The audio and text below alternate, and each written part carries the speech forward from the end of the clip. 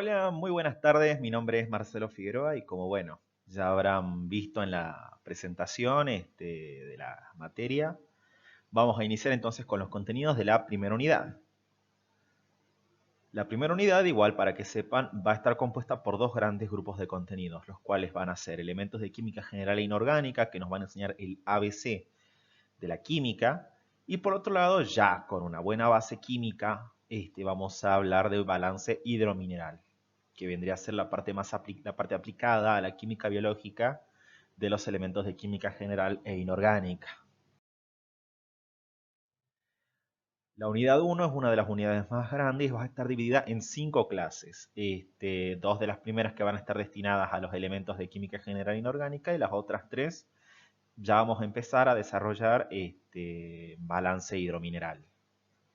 No se dejen guiar por la longitud de las unidades, ya que alguna, por ejemplo, en las primeras vamos a hacer mucha profundidad, mientras que en las otras vamos a mencionar algunos conceptos de una manera más somera, ya que son bastante complejos y requieren otra base química y otra base matemática para poder comprenderlos mejor.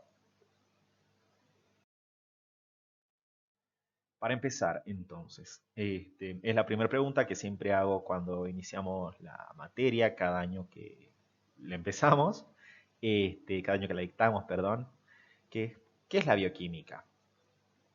Quizás la mejor manera de definirla para mí es la misma definición de la química como tal, pero agregarle al final entorno biológico. Es decir, la bioquímica es la rama de la química que se encarga de estudiar los cambios de las propiedades de las moléculas. Hasta ahí sería química. En un entorno biológico ya lo convierte en química biológica. ¿Por qué? Porque la bioquímica justamente es eso, la química en acción, la química dentro de los seres vivos. Bien. A su vez, la bioquímica, dependiendo de los diferentes autores, se puede estudiar de dos maneras, desde un punto de vista estructural o desde un punto de vista dinámico. La bioquímica estructural se va a encargar de estudiar la composición de las moléculas y a su vez los fundamentos a partir de los cuales tienen esa estructura y tienen esa función. Bien, y en base a los conceptos de la estructura de la bioquímica estructural nos vamos a la bioquímica dinámica, porque la bioquímica dinámica se encarga de estudiar cómo interactúan diferentes moléculas, bien, obviamente dentro de un ser vivo. El conjunto de estas interacciones, de las rutas de conversión de las moléculas, es lo que se denomina metabolismo, es decir, es un conjunto de reacciones químicas que suceden dentro de un organismo.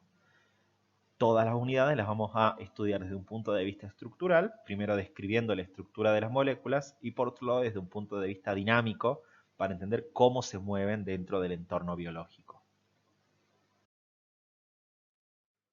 Esta pregunta la vamos a abordar en los comentarios de la publicación que dejé en el grupo, a partir de la cual quizás muchos se asustaron porque salió muy de la nada. La escribí solamente para dejarla ahí porque después me iba seguramente a olvidar, como siempre sucede, soy muy volado. Así que bueno, quiero que me coloquen sus opiniones acerca de cuál es el aporte o cuál es, cómo creen ustedes que aporta la química biológica a su formación como futuros nutricionistas. Se me hace que es importante que ustedes ahora puedan opinar acerca de esto. Luego al final de la materia volvamos a opinar a ver si es que cambiaron de opinión, si es que su opinión surgió directamente o si es que sostienen lo que venían diciendo. Entonces vamos a empezar con la unidad. Para empezar, cualquier clase de química empieza con la definición de lo que es o la diferencia entre un cambio físico y un cambio químico. Como podemos observar, acá tenemos dos situaciones, en la cual tenemos madera que está siendo cortada por acción de un hacha. Esto es un ejemplo de cambio físico. Y por otro lado tenemos madera que está siendo quemada. Bien, los cambios que podemos observar en el producto final, ¿cuáles son? Mientras que acá únicamente reducimos el tamaño de la madera, acá ya deja de ser madera y pasa a ser carbón o cenizas, ¿bien? ¿Qué es lo que sucede? Las propiedades que existían en la madera no son modificadas por acción del hacha al cortarla, es decir, obtenemos madera más pequeña, pero continúa siendo madera, conserva su identidad. Mientras que tras un proceso de combustión, la madera se transforma en carbón o ceniza si es que la combustión es muy fuerte. Por lo tanto, cambian íntegramente sus propiedades porque deja de ser madera básicamente. Y esto es lo que vamos a definir como un cambio químico. Es un cambio en el cual se producen modificación de las propiedades de la materia. Vamos con otros ejemplos de cambios físicos y cambios químicos. Por ejemplo, un ejemplo de cambio físico.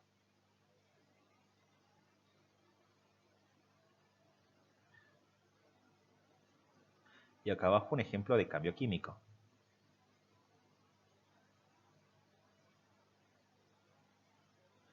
Vamos a dividir la pizarra a la mitad. Y entonces cambios físicos, por ejemplo, pueden ser la deformación o corte de diferentes materiales.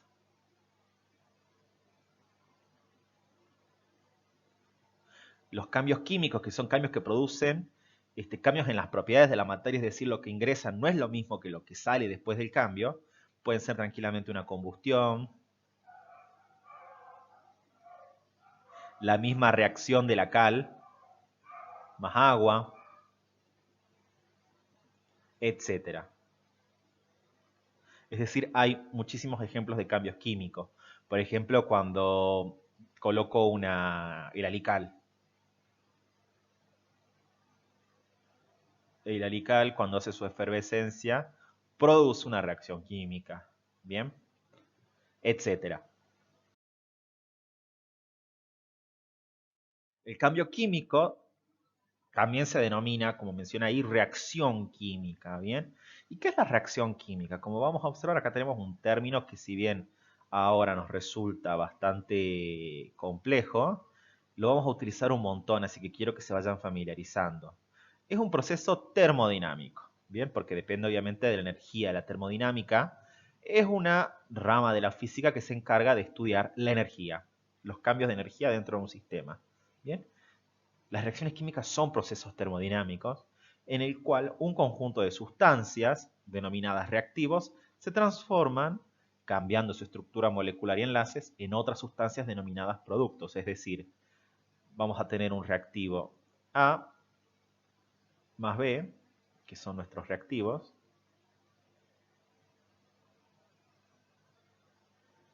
que a través de una reacción química se transforman en C más D, que es lo que vamos a denominar productos.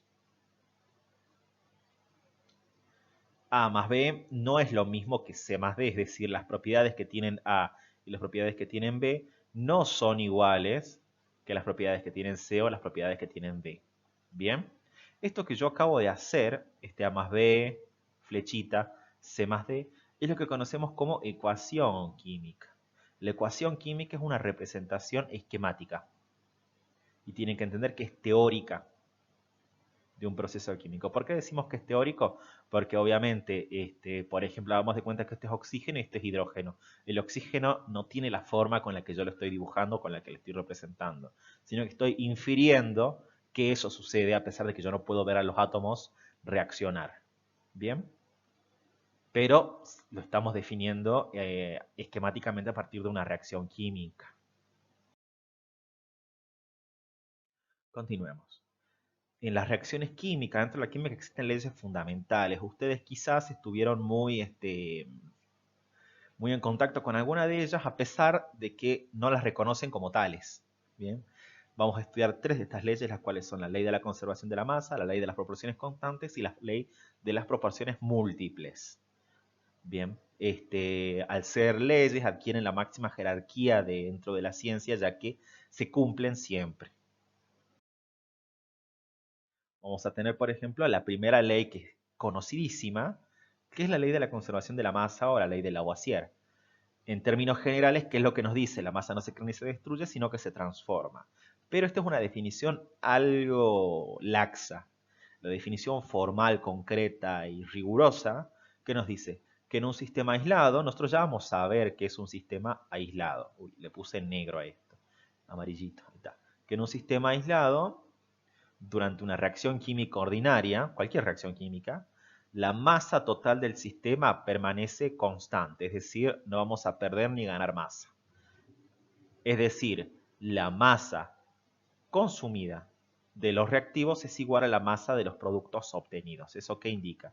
Que yo tengo acá, vamos a ponerle color, A más B, que me da C más D. Bien, la masa. Estos son los reactivos. La masa total de los reactivos es igual a la masa de los productos. Sí o sí. Esta ley siempre se cumple. Uy, ahí está. Es una ley, obviamente, por eso siempre se cumple. Bien, eso ténganlo en cuenta. Por eso es que las ecuaciones químicas, para los que habrán visto química en la secundaria, siempre tienen que estar balanceadas para que se reflejen adecuadamente las proporciones en las cuales van a reaccionar los diferentes elementos y moléculas. Continuemos. La segunda ley es una ley que con la cual quizás ya no están tan familiarizados, pero que es sencilla de entender y es bastante natural, que es la ley de las proporciones constantes o ley de Proust. ¿Qué nos dice? Cuando se combinan dos o más elementos para dar un determinado compuesto, siempre lo hacen en una relación constante de masas. ¿Esto qué nos dice? Por ejemplo, tenemos dos partes de hidrógeno y una parte de oxígeno, sabemos que nos da una parte de agua. ¿Bien? Ahora, si la relación siempre va a ser constante, ¿qué quiere decir? Que si yo quiero producir dos partes de agua, voy a necesitar 4 partes de hidrógeno y 2 de oxígeno, es decir, el doble de cada una. O si quiero producir 3 partes de agua, voy a necesitar el triple de cada una. 3 partes de oxígeno y 6 partes de hidrógeno. ¿Se entiende? La siguiente ley es una generalización, dicho sea de paso, de esta. ¿Qué nos dice? Cuando dos elementos se combinan para dar más de un compuesto, una masa variable de uno de ellos se une a una masa fija del otro. Y la primera tiene como relación números canónicos e indistintos. ¿What? ¿Esto qué nos quiere decir? Sencillo. Tenemos nuestros reactivos, que pueden ser A más B. Uy, más B, ahí está. Vamos a tener tres situaciones,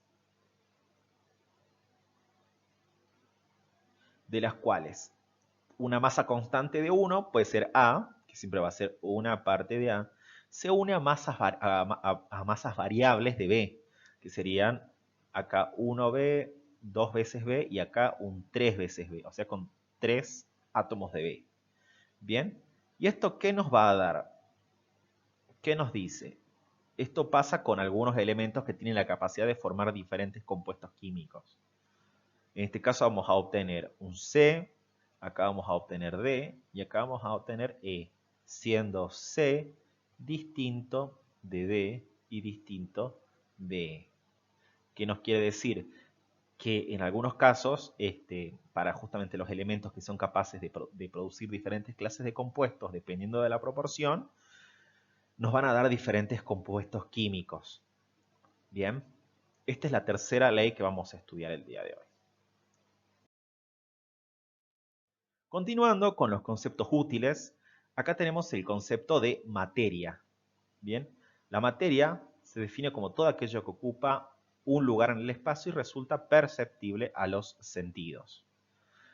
Esta definición es bastante sencilla y lo bueno es que nos permite englobar toda clase de materia, ya sea materia en estado sólido, materia en estado gaseoso, como puede ser el aire, o materia en estado líquido. Este también es en estado sólido. Bien. La materia tiene tres estados de agregación naturales, los cuales tenemos el estado sólido, líquido y gaseoso. Por suerte, el agua puede representar los tres estados. Y nosotros la conocemos en los tres estados. En el caso del agua, el estado sólido se conoce como hielo. Mientras que en el estado líquido es el agua corriente y en el estado gaseoso se lo conoce como vapor de agua. Bien. Ahora, el pasaje de estados, del estado sólido acá, al estado líquido lo vamos a dibujar y acá el estado gaseoso, adquieren diferentes nombres. Y eso es lo que vamos a ver ahora. Vamos a poner otra flechita, acá otra y acá una sola. Bien. ¿Y cómo se llaman estos estados o estos pasajes de estados? Si, por ejemplo, tenemos hielo y lo transformamos en agua líquida, este proceso, o es decir, vamos a derretir el hielo, básicamente este proceso se denomina fusión.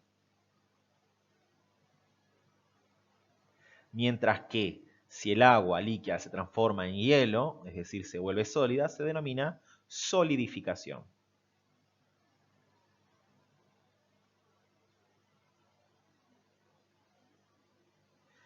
Vamos para el otro lado. Si es que el agua se transforma en gas, es decir, el agua hierve, esto se denomina ebullición.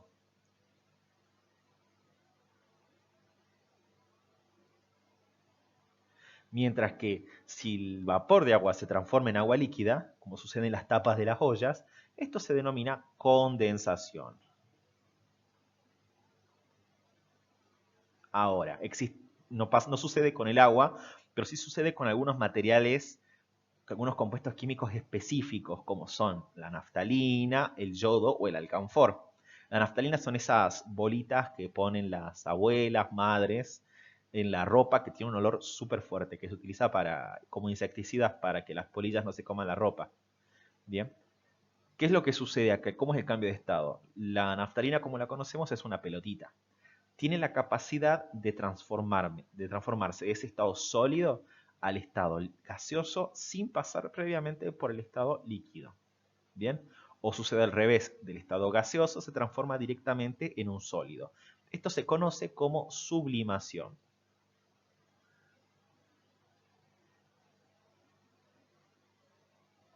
Bien, estos son los pasajes de estados.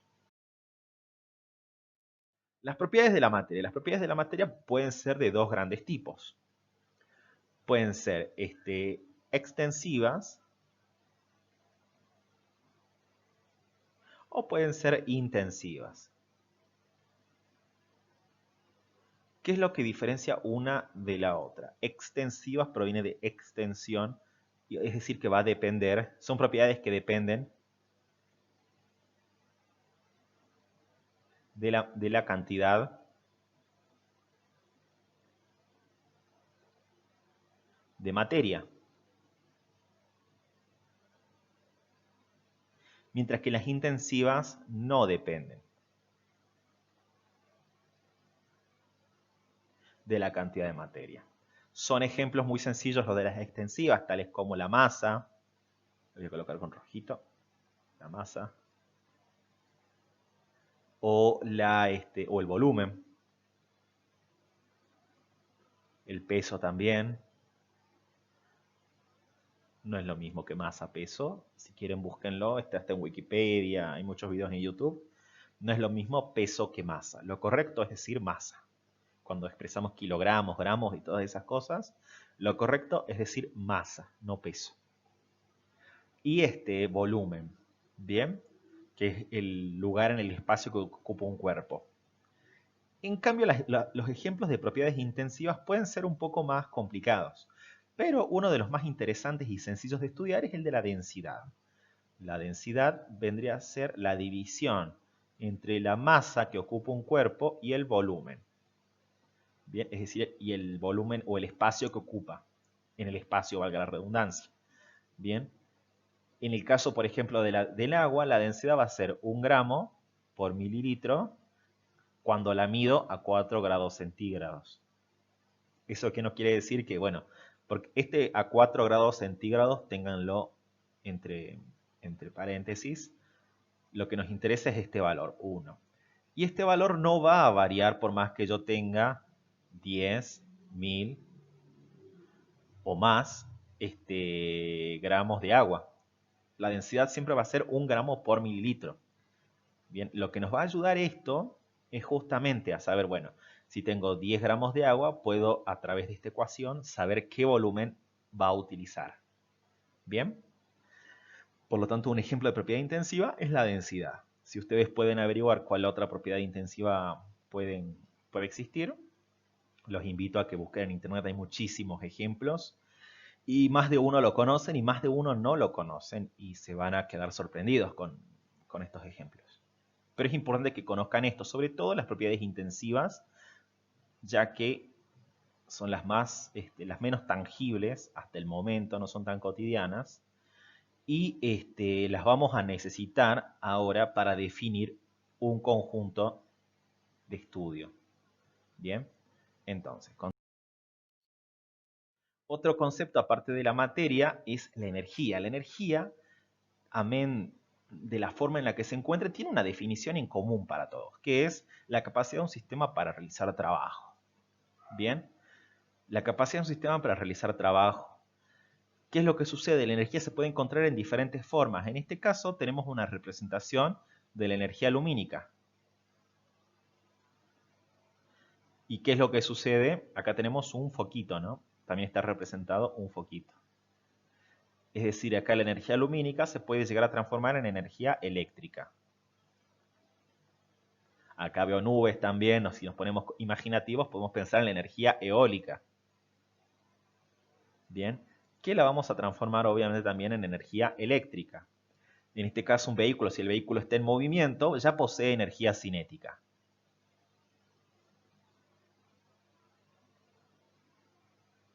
La energía cinética es la energía derivada del movimiento. ¿Bien? Pero este vehículo consume combustible. Y los combustibles en general poseen energía química. Son compuestos químicos que al descomponerse liberan energía. Por eso se llama energía química. Bien, esta energía química me va a ayudar a mover un motor. Esto se va a transformar en energía mecánica. Uy, no se ve nada ahí. Dice energía mecánica. Y esta energía mecánica, al traducirse en movimiento, se va a transformar en energía cinética. Es decir, la energía puede transformarse de muchas maneras. Y hay muchísimas formas de energía. La definición que tienen en común es que es la capacidad del sistema para generar trabajo. O para realizarlo, perdón. Y justamente, ¿por qué vimos materia y por qué vimos energía? Porque son los conceptos o las variables que van a definir principalmente los sistemas materiales. ¿Qué es un sistema material? Es una porción del universo delimitada, acuérdense de esto, delimitada para su estudio. Un vaso de agua, por ejemplo, puede ser un sistema material porque conocemos sus límites y es una porción aislada del universo. Y se definen por el flujo de materia y energía, pero también se pueden definir por sus propiedades intensivas,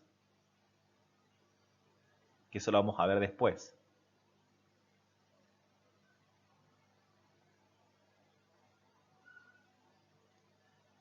O también, acá ponemos también, por sus propiedades intensivas. Continuando, se definen por sus propiedades intensivas. Respecto al flujo de materia y energía, ¿qué nos dice acá? Que se puede definir si entra o sale materia, por eso es que está la flechita en doble sentido, o si entra o sale energía. Acá les traigo 3 ejemplos. Tenemos una olla hirviendo sin tapa. Acá estamos pensando, obviamente, que tenemos una terrible llama. Acá también. Bien, ahora sí. Una olla sin tapa abierta, con agua hirviendo. Una olla a presión, por si no la conocen, esta es una olla a presión. Y este es un termo, esto sí los remil conocen, porque más de uno debe ser matero. ¿Qué es lo que sucede acá? Acá, ¿hay flujo de materia? Esa es la gran pregunta. Y la respuesta es sí, porque como está la tapa abierta, la materia puede entrar o puede salir. Es decir, puedo cargar agua y el agua hierve y sale en forma de vapor, es decir, sale agua del sistema también. Es decir, hay flujo de materia. ¿Y hay flujo de energía? ¿Entra energía? Por supuesto que sí, porque la llama está calentando y el calor es una forma de energía. Y si yo dejo de calentarla, el calor tiende a salir también, tiende a perderse, o se enfría la olla. Entonces también hay flujo de energía. En el caso de la olla a presión, el agua, una vez que está cerrada obviamente la olla a presión, el agua no entra ni sale hasta cierto punto. Por lo tanto, ¿hay flujo de materia? No. ¿Y hay flujo de energía? Bueno, la olla la puedo calentar y la olla se puede enfriar, básicamente, así que sí, hay solamente flujo de energía. Y en el tercer caso, si el termo está cerrado y es un termo completamente, es un termo muy bueno, obviamente es un termo Waterdog, este es muy bueno. ¿Qué nos quiere decir? Que el agua no va a poder entrar ni salir, es decir, no hay flujo de materia, y como tiende a conservar la temperatura el agua ahí adentro, si es un termo perfecto, el agua no debería enfriarse, básicamente, entonces hay flujo de energía tampoco. Bien, los sistemas, y ahora tienen nombres cada uno de estos sistemas. Si hay flujo de materia y energía, este sistema se denomina abierto. Si solamente hay flujo de energía, este se denomina cerrado. Y si no hay flujo ni de materia ni de energía, este sistema se denomina aislado. Continuamos. Los sistemas materiales a su vez pueden ser homogéneos o pueden ser heterogéneos. Esto está dado en función de sus propiedades intensivas. Bien, ustedes están muy familiarizados con algunos de estos conceptos de homogéneo o heterogéneo porque lo ven en la vida cotidiana, sobre todo el término homogéneo o leche homogeneizada, es decir, que no se nota nada básicamente. ¿Qué es lo que nos dice? Los sistemas homogéneos son sistemas donde sus propiedades intensivas no difieren en toda su extensión, es decir, no podemos apreciar formación de fases, mientras que en los sistemas heterogéneos es lo contrario. Son sistemas donde sus propiedades intensivas, acuérdense, difieren en algunos de los puntos de su extensión, es decir, se observa claramente la formación de al menos dos fases. Podemos observar esto. Yo les voy a dar un ejemplo y luego ustedes van a practicar más adelante. Tenemos un vaso acá y un vaso acá. A los dos vasos les vamos a poner agua, este lo vamos a llenar y este le vamos a poner hasta la mitad. ¿Por qué? Porque luego le voy a colocar aceite. Este tiene aceite y este tiene agua y este solo agua. ¿Qué es lo que vamos a hacer? Algo muy sencillo. Vamos a medir la densidad. Vamos a medir la densidad acá, la densidad acá y la densidad acá. Es decir, vamos a tener una densidad 1, acá una densidad 2 y acá una densidad 3. Y acá la vamos a medir en dos puntos nada más. Acá vamos a tener una densidad 1 y acá una densidad 2. ¿Bien? Este es el ejemplo A, este es el ejemplo B. La densidad 1, acá vamos a poner la 2 y la 3. Como todo es agua, entendemos entonces que la densidad en todos los puntos es igual, porque en todas es agua. Y si el líquido es uniforme, homogéneo, entonces no debería haber diferencias entre sus densidades. Es decir, las densidades son iguales en todos los puntos. Este es un sistema claramente homogéneo. Si, por ejemplo, tuvieras disuelta sal y la sal está completamente disuelta, pasa exactamente lo mismo. Quizás cambia la densidad y no es la misma densidad del agua, pero como está completamente disuelto, la densidad igual va a ser la misma en todos los puntos. En cambio acá tenemos la densidad 1, que es la del aceite, y la densidad 2, que es del agua. Bien, ¿qué es lo que sucede? Como el aceite se coloca más arriba, la densidad del aceite no es la misma que la densidad del agua. De hecho, podemos adelantarnos a que la densidad del aceite es menor que la del agua, por eso se coloca arriba. Bien, un punto importante. El agua y el aceite no se mezclan, porque el aceite es una sustancia apolar y el agua es una sustancia polar. Ahora, el aceite se coloca arriba del agua en esta mezcla porque tiene menor densidad. Es decir, no vengan a decir luego que el aceite con el agua no se mezclan porque tienen diferentes densidades, porque eso está mal. Las sustancias pueden tener densidades diferentes y aún así poder mezclarse. La densidad de la sal es muy diferente de la densidad del agua. Sin embargo, la sal se disuelve completamente en el agua. ¿Bien? ¿Por qué? Porque ambas son sustancias con características polares. Mientras que el aceite, al ser apolar, no se disuelve en el agua porque no es afín con el agua. De hecho, tiende a repelerla en las mezclas. Continuemos. Sistemas materiales entonces. Las fases de las que tanto les estuve hablando son regiones del espacio a lo largo de la cual las propiedades físicas del material son esencialmente uniformes, es decir, son como mini sistemas homogéneos. Y vamos a tener luego componentes compuestos y elementos. Ya vamos a ver cada uno de estos. Continuando entonces, los ejemplos acá. Yo les voy a dar un solo ejemplo y luego ustedes van a responder en la otra pregunta que les dejé, que también seguramente los dejó súper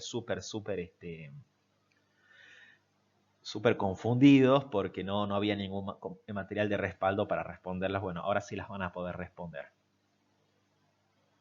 Tenemos una mezcla también de agua y aceite, solo que el agua va a tener sal disuelta. Este es agua. Y acá arriba vamos a tener aceite.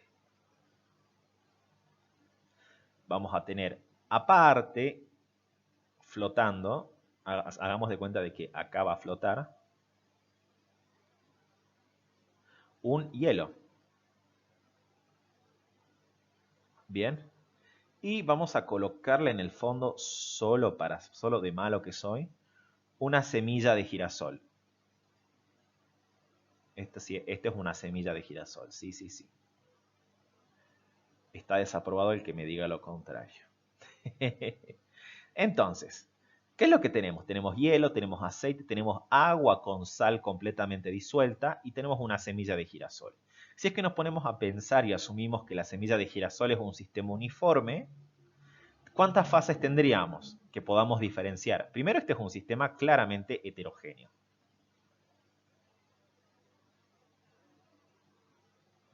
Bien, es un sistema heterogéneo porque podemos diferenciar más de una fase. ¿Cuántas fases tiene? Ahora vamos a ver eso. Tiene una fase de aceite, una fase de agua con sal, porque no podemos diferenciar la sal, una fase de semillita, porque la podemos diferenciar de todo el resto, y una fase de hielo, bien, que va a estar flotando. Entonces tendríamos 1, 2, 3, 4 fases. Ahora, componentes.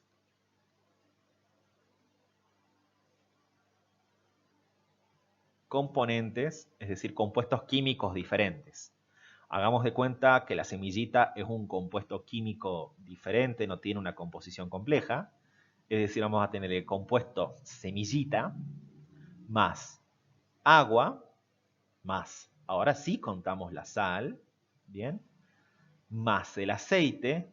¿Y el hielo cuenta? Desde ya les adelanto que no, porque el hielo es agua, solamente que se encuentra en otro estado y otra fase, pero sigue siendo agua. Bien, entonces, esta agua es igual que esta agua, solo que está en estados físicos diferentes. Bien, o sea que compuestos químicos diferentes no lo son.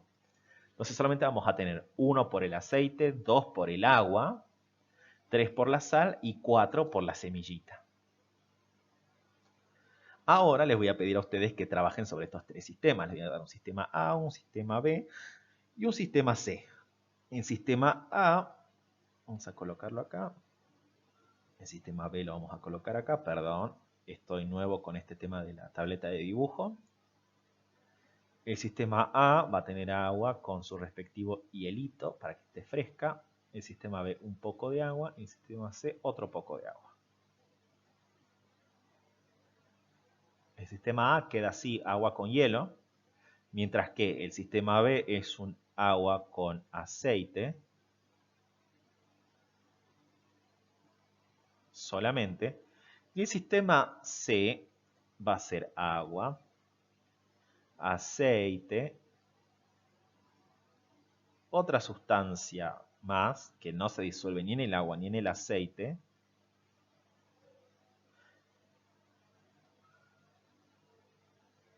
y nada más. Quiero que me respondan cómo son los sistemas en la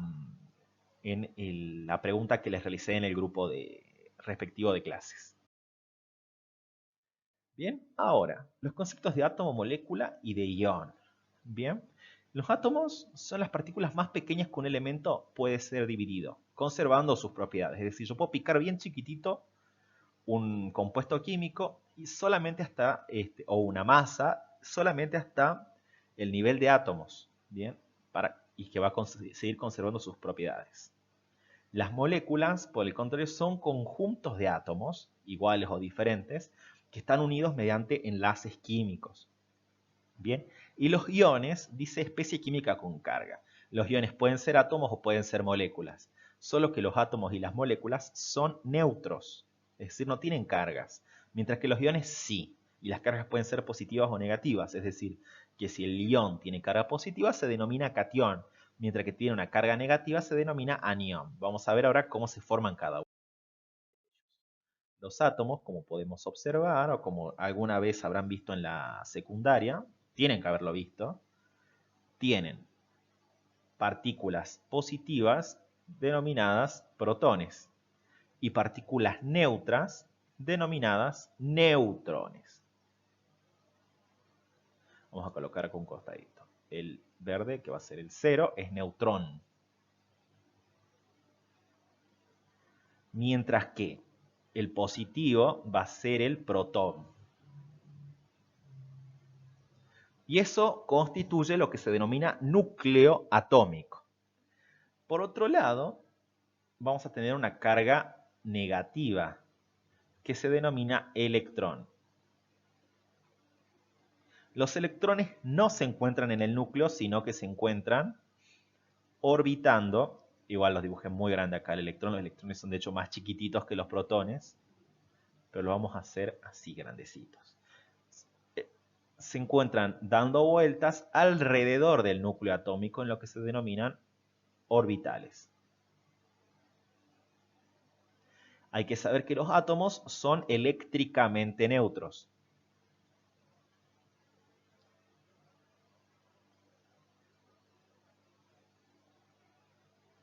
¿Esto qué quiere decir?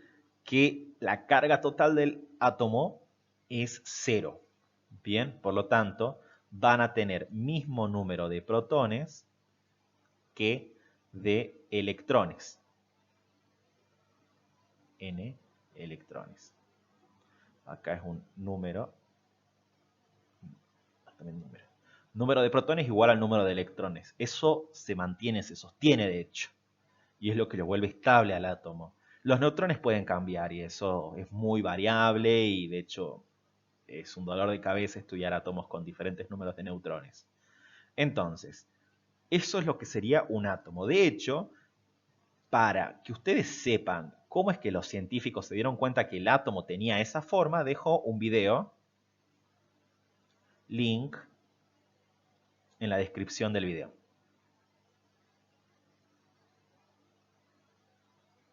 Si bien no es de mi autoría, pero la autora se esmeró bastante en armar una animación respecto a los diferentes autores y cómo fue evolucionando el concepto de átomo.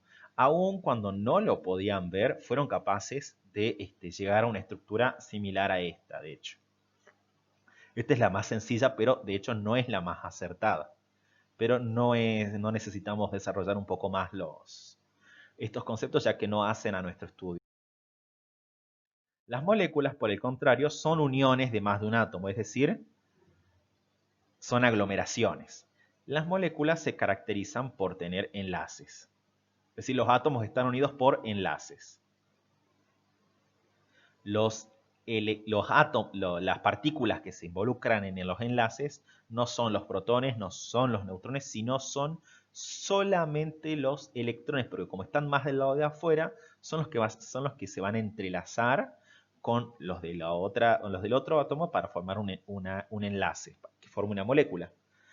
Particularmente son los electrones que están más hacia el exterior, que se denominan electrones de valencia.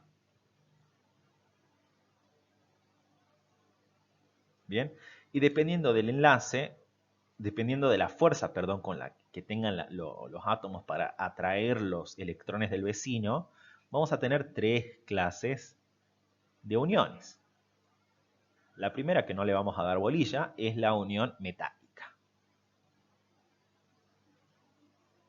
Esta no la vamos a ver porque tiene que ver más con nada con las aleaciones y otros conceptos que no requieren nuestro estudio. Mientras que el segundo sí es importante, que es el enlace iónico. Y luego tenemos el covalente. Bien. Para saber si un enlace entre dos átomos es iónico o covalente, lo que hacemos es, nos fijamos, tiene que para este entonces tener una tabla periódica, Si es que no lo sabían, bueno, les recuerdo que esto es química. En química se usa la tabla periódica. Al menos en esta primera parte, la tabla periódica es útil. Traten de descargarse una de internet, están ahí. Bueno, cada elemento tiene un valor que se denomina electronegatividad. Bien, lo que voy a tener en cuenta acá es la diferencia de electronegatividad. Diferencia es decir, la electronegatividad. Esto lo voy a poner como elect. Es decir, la electronegatividad de uno menos la electronegatividad del otro. ¿Y qué valor nos dé? Bien. Si nos da un valor que es superior a 1,6, es un enlace iónico. Si es menor a 1,6, entonces el enlace es covalente. Pero no cierra ahí. ¿Por qué? Sencillo. Porque si está entre 1,6 y 0,9, es un enlace covalente polar, tal como el agua. Mientras que si se encuentra este 0,9 y 0, o sea, si no hay diferencia, es apolar. Bien, y así tenemos, por ejemplo, vamos ahora a unir conceptos acá. Voy a borrar esto un poco. Ahí estamos, para tener más espacito. Tenemos el hidrógeno, que tiene un electrón nada más, es el átomo más pequeño al final de su estructura. ¿Qué es lo que va a hacer? Como son los átomos de hidrógeno, de hidrógeno son todos iguales, porque esa es la definición de elemento, que tienen átomos iguales, se supone que la electronegatividad en ambos átomos es igual, es decir, la electronegatividad de uno menos la electronegatividad del otro va a ser igual a 0. Bien, nos vamos a estar colocando por acá. Por lo tanto, va a ser un enlace covalente. Bien, ¿lo vamos a definir como apolar? Sí, puede ser. ¿Y qué es lo que van a hacer entonces? Como es covalente, van a compartir los electrones, hasta completar 2 en el caso del hidrógeno. El resto de los átomos lo que hacen es completar 8. Igual esto, tranquilos, no vamos a hacer mucho más, no vamos a hacer mucha más mención. Luego tenemos el caso de dos átomos de oxígeno, perdón.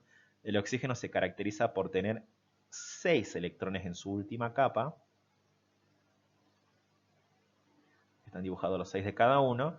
Y en este caso, los que van a compartir van a ser 2 porque tiene que completar. El único que completa 2 es el hidrógeno. El resto de todos los elementos de la tabla periódica completa 8. Este va a compartir 2 para formar sus 8, ya tiene acá 8, y este va a compartir los otros 2 para formar 8. Y tenemos un tercer caso, que es el caso del nitrógeno. Dos átomos de nitrógeno. El nitrógeno se caracteriza por tener 5 electrones en su última capa.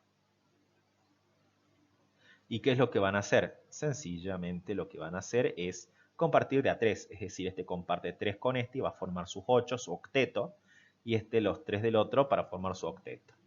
Como acá hay un solo par de electrones comprometidos, esto se denomina enlace covalente simple. Como acá hay 2 pares de electrones compartidos, esto se denomina enlace covalente doble, y como acá hay 3, se denomina un enlace covalente triple. Bien, obviamente también pueden cambiar los átomos, sí lo pueden cambiar, no, puede ser algo diferente. Un ejemplo de enlace iónico es muy típico, el enlace iónico particularmente es típico de las sales. Por ejemplo, el cloruro de sodio. Tenemos el cloro por un lado y el sodio por otro. El sodio tiene un electrón en su última capa, mientras que el cloro tiene 7. Bien, acá están dibujados los 7, bien bonitos. Acá la diferencia de electronegatividad entre el sodio y el cloro es superior a 1,6, es enorme la diferencia. Por lo tanto, el cloro va a atraer con mucha fuerza el electrón del sodio. Por lo tanto, este electrón va a venir a parar acá. Entonces el cloro va a completar así su octeto y el sodio, al perderlo, también se va a estabilizar, de otra forma. Bien, como el cloro tiene un electrón de más, los electrones son negativos, entonces el cloro va a quedar con carga negativa, mientras que el sodio va a terminar con carga positiva. Bien, si quieren revisar más, hay videos en internet de formulación de compuestos químicos y van a ver eso. Los iones particularmente. Bueno, acá tenemos, por ejemplo, el cloruro de sodio, de que es de lo que veníamos hablando. El cloruro de sodio, luego vamos a ver que, que es una sal. Tenemos el cloro y el sodio. Esa sería la molécula. ¿Qué es lo que sucede? Es una sustancia iónica, es decir, que se puede disolver en agua. Y en agua lo que sucede es que estas moléculas se rompen. ¿Bien? Pero no reaccionan químicamente, sino que se estabilizan y se disuelven en forma de iones. El cloro va a quedar con una carga negativa y esto va a quedar con una carga positiva, el sodio. Esto se denomina anión,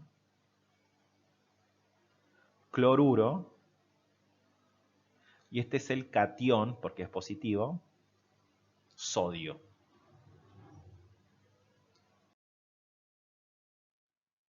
Posteriormente, ya una vez que hablamos de todo esto, vamos a ver cómo se organiza la tabla periódica. La tabla periódica, porque estuvimos hablando de eso, entonces es importante que sepamos de la tabla periódica. Como ven, se organiza como una biblioteca en filas y columnas. Bien, las filas que corren de izquierda a derecha se denominan periodos. Hay 7 periodos en la tabla periódica. Mientras que los grupos son las pequeñas columnas y tenemos 18 grupos. Bien, lo que me interesa que ustedes sepan es que hay, por un lado, dividimos de acá, armamos un gran grupo que luego avanza por toda esta escalerita. Esto es lo que se conoce como metales. Y los que se encuentran en azul, que también son compuestos súper importantes para lo que vamos a estudiar nosotros, incluido el hidrógeno, son los no metales. Este grupo en naranja no nos sirve para nada porque son gases inertes, es decir, no reaccionan químicamente.